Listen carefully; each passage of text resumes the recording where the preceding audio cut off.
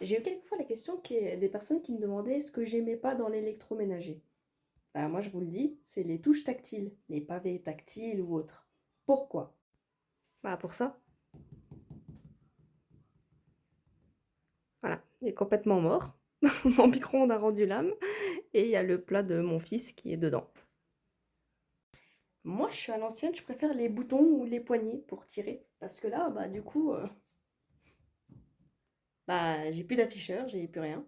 Donc, du coup, bon, je vais réussir à ouvrir la porte, ça c'est les doigts dans le nez, hein. Tu te munis d'une spatule, ok. Tu cales ta spatule et en fait, tu vas venir faire pivoter. Et voilà.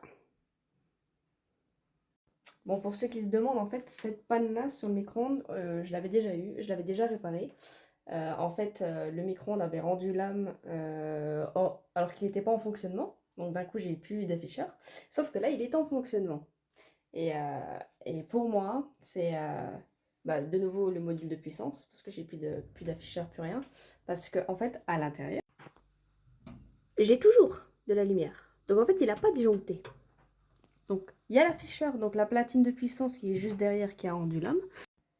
Et en fait, le plat, moi je l'avais mis 30 secondes et le plat était froid, congelé. Donc il n'a même pas chauffé. Donc le problème vient aussi de la partie chauffante.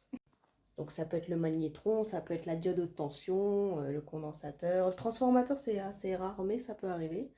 Mais voilà. Donc voilà, moi je suis pas du tout une pro des pavés tactiles, non. Moi je préfère les touches mécaniques à l'ancienne.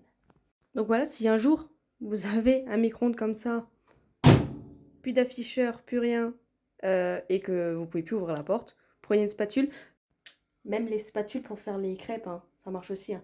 Et vous calez et vous faites un petit arc. En fait, ça sort tout seul. Voilà. Du coup, on a ressorti le bon vieux chauffe-biberon pour les biberons de mon fils parce que bah plus de voilà. Donc pour les petits pots, bah, on va faire pareil, hein. J'ai gardé des pots en verre, je les mettrai dedans et puis on va faire chauffer comme ça et puis voilà. Vive le tactile. Bon, sur ce, je vous fais des gros bisous et puis à très vite pour de prochaines astuces, hein. Ciao ciao.